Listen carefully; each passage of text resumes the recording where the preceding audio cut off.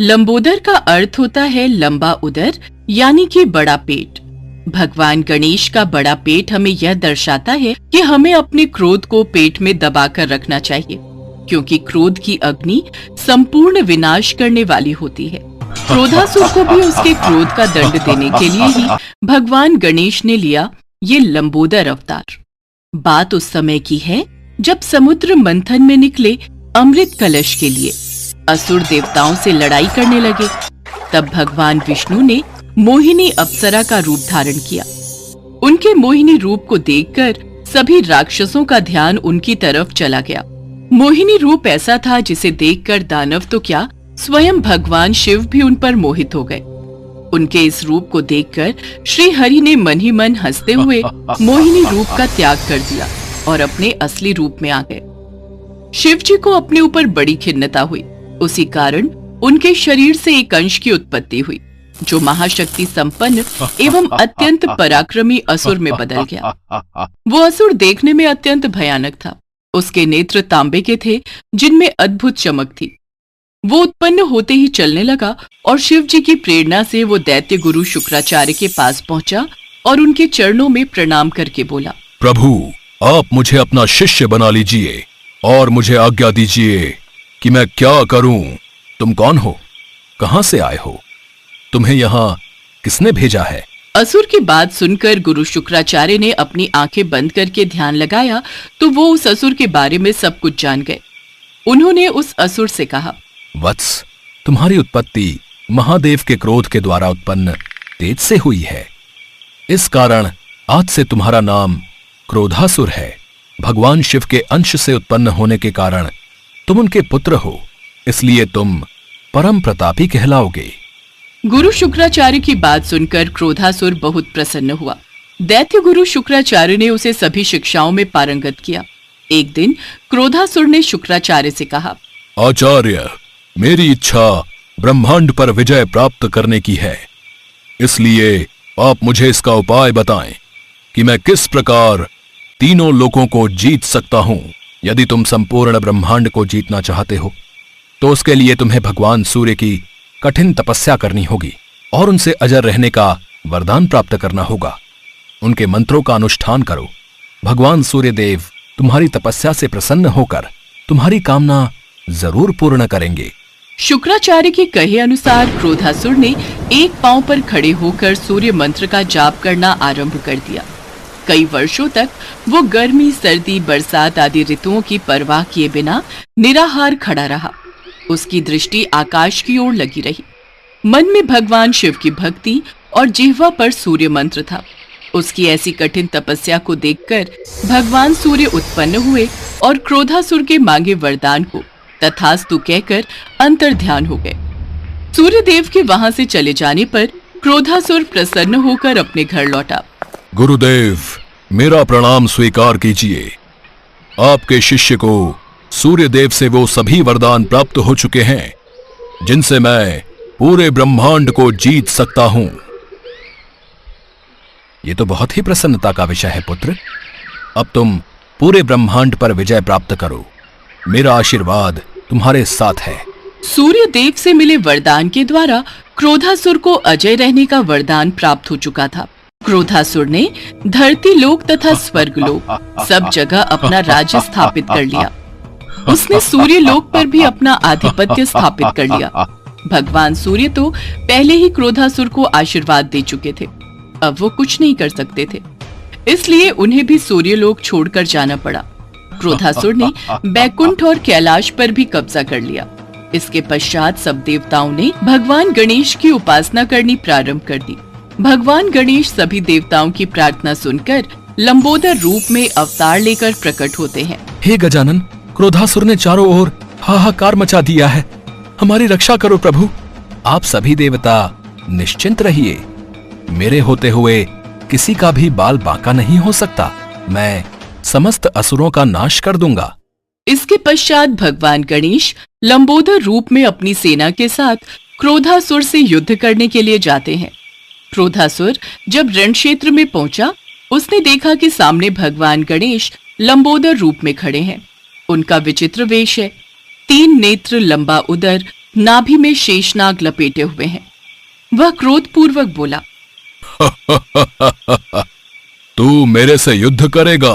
आज तो तू मौत से नहीं बच पाएगा। भगवान लंबोदर क्रोधासुर की बात सुनकर मुस्कुरा देते हैं। दोनों ओर से युद्ध आरंभ हो जाता है। काफी देर तक युद्ध चलने के पश्चात अंत में भगवान लंबोदर की सेना असुरों का संहार कर देती है। क्रोधासुर अब भगवान लंबोदर के सामने हार मान लेता है। मुझे क्षमा कर दो प्रभु, मैं आपको पहचान नहीं पाया। मुझे क्षमा दान दो। मूर्ख, तूने इतना पराक्रमी शरीर पाकर भी अधर्म कार्य किया, पर मैं फिर भी तुझे क्षमा करता हूं, क्योंकि तू मेरी शरण में आया है, और मेरी शरण में जो कोई भी आता है मैं उसे क्षमा कर देता हूं। मैं तो समस्त प्राणियों के शरीर में निवास करने वाला हूं। जाओ, मैं तुम्हें क्षमा दान दे रहा हूं। पाताल लोक में जाकर निवास करो। जो आज्ञा भगवान। क्रोधासुर ने भगवान लंबोदर की आज्ञा का तुरंत पालन किया और वो उसी समय उन्हें प्रणाम कर पाताल लोक को चला गया।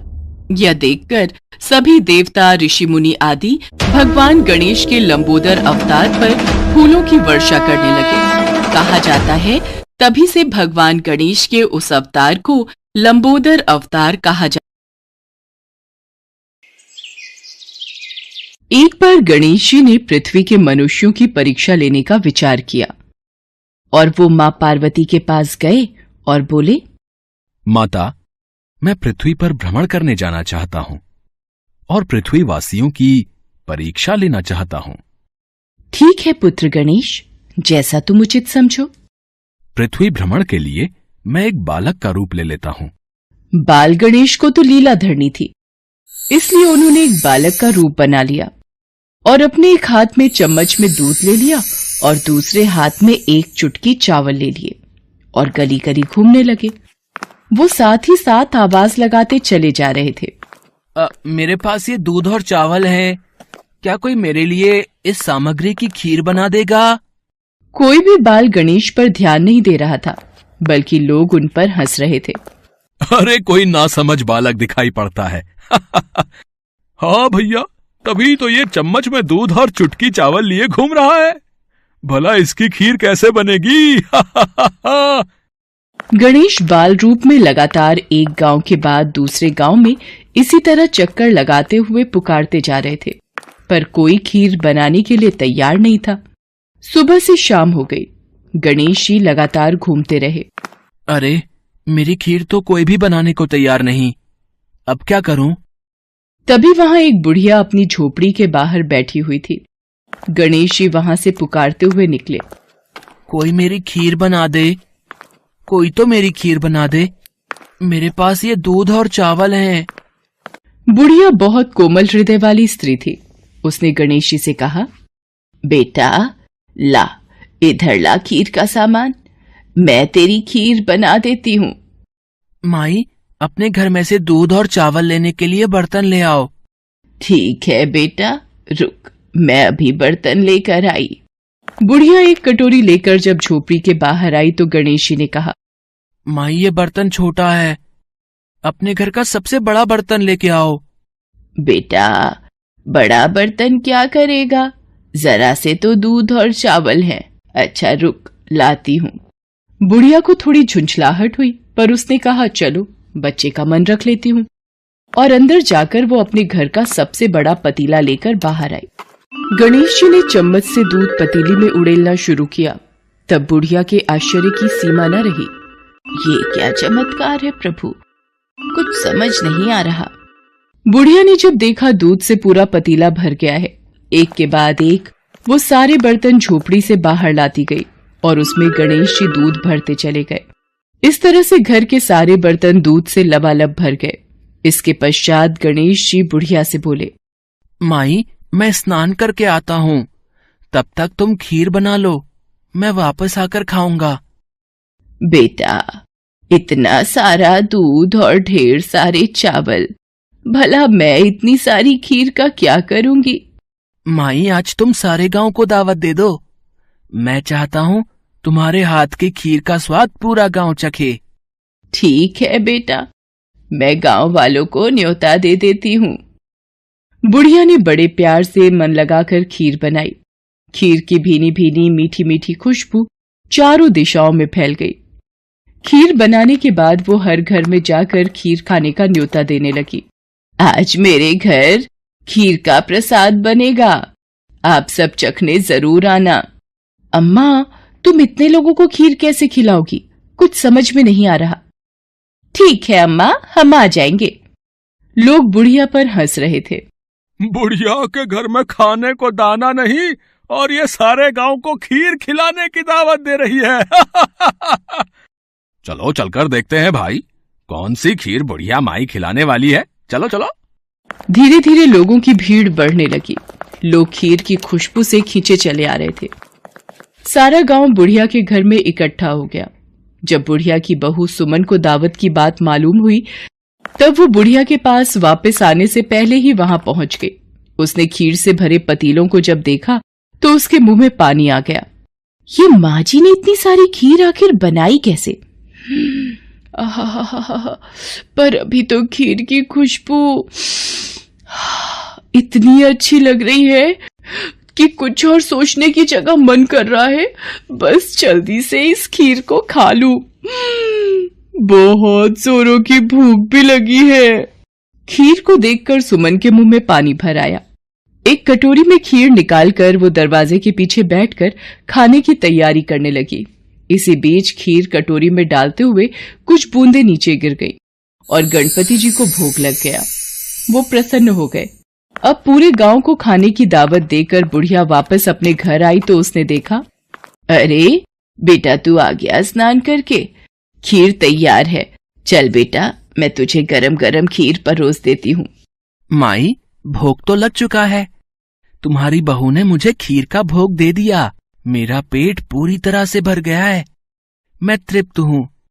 अब तू खा, अपने परिवार और सारे गांव वालों को खीर खिला। पर बेटा, ये तो बहुत ज्यादा खीर है, सबका पेट भर जाएगा, इसके बाद भी ये बच जाएगी। उस बची खीर का मैं क्या करूंगी? माई, जो भी बची खीर होगी उसे रात में अपने घर के चारों कोनों में रख देना। मेरे कहने पर तुमने इतने प्रेम से खीर बनाई, तुम्हें गणेश की चमत्कारी खीर बनाने का मीठा फल अवश्य प्राप्त होगा। ये कहकर मानो वो बालक न जाने कहां गायब हो गया। इतनी देर में गांव वाले भी आ गए। बुढ़िया ने भगवान गणेश का ध्यान करके सब गांव वालों को खीर का प्रसाद बांटा। जब सारा गांव जी भर कर खीर खा चुका, तब भी ढेर सारी खीर बच गई।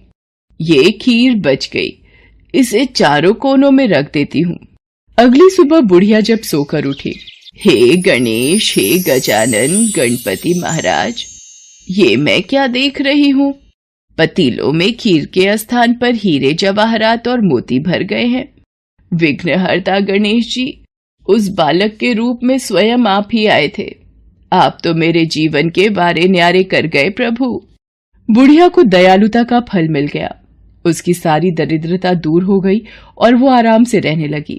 बुढ़िया ने गणपति जी का एक भव्य मंदिर बनवाया और साथ में एक बड़ा सा तालाब भी खुदवाया। इस तरह उसका नाम दूर दूर तक प्रसिद्ध हो गया। उस जगह वार्षिक मेले लगने लगे। लोग गणेश जी की कृपा प्राप्त करने के लिए उस स्थान पर पूजा करने और मान्यताएं मानने के लिए आने लगे।